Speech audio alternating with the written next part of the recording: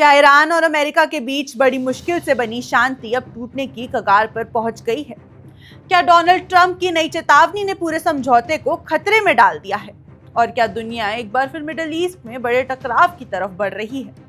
नमस्कार, मैं हूं जसवी कौशिक और आप देख रहे हैं वन इंडिया हिंदी। मध्य पूर्व से इस वक्त एक बड़ी खबर सामने आ रही है, जहां अमेरिका और ईरान के बीच चल रही अहम बातचीत को बड़ा झटका लगा है।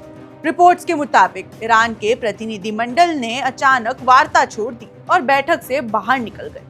ये घटनाक्रम ऐसे समय पर हुआ जब दोनों देशों के बीच तनाव कम करने की कोशिशें जारी थी। अंतर्राष्ट्रीय समुदाय इस प्रक्रिया को बेहद अहम मान रहा था। जानकारी के मुताबिक स्विट्जरलैंड के खूबसूरत बर्गनस्टॉक रिजॉर्ट में अमेरिका, ईरान, पाकिस्तान और कतर के वरिष्ठ अधिकारी एक टेबल पर बैठे थे।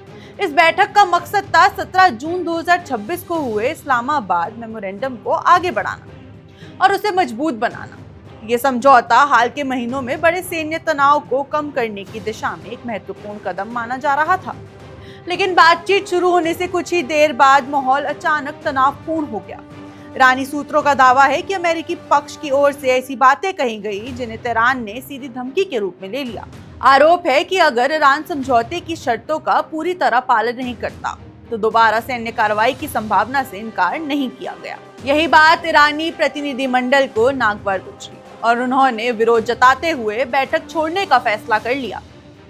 इस अचानक हुए वॉकआउट ने पूरी शांति प्रक्रिया पर सवाल खड़े कर दिए। अब जरा समझते हैं कि आखिर ये समझौता इतना महत्वपूर्ण क्यों है। दरअसल इस्लामाबाद मेमोरेंडम के तहत 14 बिंदुओं वाला एक सीज़फायर फ्रेमवर्क तैयार किया गया था। इसमें क्षेत्रीय संघर्षों को रोकना, कुछ आर्थिक प्रतिबंधों में राहत देने, स्ट्रेट ऑफ हॉर्मुज में सामान्य समुद्री गतिविधियां बहाल करने और अगले 60 दिनों तक परमाणु कार्यक्रम तथा क्षेत्रीय सुरक्षा से जुड़े मुद्दों पर विस्तृत बातचीत जारी रखने की योजना शामिल है। एक्सपर्ट्स का मानना है कि अगर ये समझौता सफल रहता है तो मिडिल ईस्ट में लंबे समय से जारी तनाव को काफी हद तक कम किया जा सकता है। लेकिन ताजा घटनाक्रम ने इन उम्मीदों को झटका दिया है। ईरान का आरोप है कि अमेरिका और इजराइल के समझौते की भावना के अनुरूप व्यवहार नहीं कर रहे हैं। तेहरान का कहना है कि लेबनान में जारी तनाव और स्ट्रेट ऑफ हॉर्मुज से जुड़े कुछ विवाद भी खत्म नहीं हुए हैं। ईरानी नेतृत्व का दावा है कि समझौते के बाद भी कई ऐसी गतिविधियां जारी हैं जो विश्वास बहाली की प्रक्रिया को कमजोर कर रही हैं। ईरान ने यह भी साफ कर दिया है कि अगर किसी भी पक्ष ने समझौते का उल्लंघन किया तो उसका जवाब भी उसी स्तर पर दिया जाएगा। इस बयान ने क्षेत्र में नई चिंताओं को जन्म दे दिया है। हालांकि तस्वीर का दूसरा पहलू भी है। राहत की बात यह है कि बातचीत पूरी तरह बंद नहीं हुई है। पाकिस्तान और कतर के मध्यस्थ भी दोनों पक्षों के बीच संवाद बनाए रखने की कोशिश कर रहे हैं। सूत्रों के मुताबिक बैक चैनल बातचीत जारी है और तकनीकी एक्सपर्ट्स की टीम कई अहम मुद्दों पर काम कर रही है। उधर अमेरिकी अधिकारियों का कहना है कि वार्ता अभी खत्म नहीं हुई है। उनका दावा है कि समझौते को बचाने और आगे बढ़ाने के लिए लगातार प्रयास किए जा रहे हैं। लेकिन जिस तरह दोनों पक्ष सार्वजनिक रूप से एक दूसरे पर आरोप लगा रहे हैं, उससे साफ है कि भरोसे की कमी अभी भी सबसे बड़ी चुनौती बनी हुई है।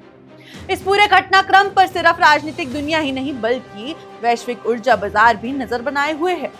वजह है स्ट्रेट ऑफ हॉर्मुज, जिसे दुनिया की ऊर्जा सप्लाई की लाइफलाइन माना जाता है। दुनिया के बड़े हिस्से का तेल और LNG इसी समुद्री मार्ग से होकर गुजरता है। अगर यहाँ किसी तरह का सैन्य तनाव बढ़ता है या फिर आवाजाही प्रभावित होती है तो इसका असर अंतर्राष्ट्रीय तेल कीमतों से लेकर कई देशों की अर्थव्यवस्था तक पड़ सकता है। फिलहाल दुनिया इंतजार कर रही है कि आने वाले दिनों में कूटनीति जीतती है या फिर टकराव की राजनीति। लेकिन इतना जरूर है कि ईरान के इस वॉकआउट ने यह दिखा दिया है कि शांति का यह समझौता अभी भी बेहद नाजुक स्थिति में है। अब देखना होगा कि क्या दोनों पक्ष बातचीत की मेज पर लौटते हैं या फिर मिडिल ईस्ट एक बार फिर बड़े संकट की ओर बढ़ता है।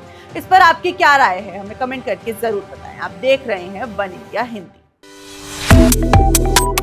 Subscribe to One India and never miss an update. Download the One India app now.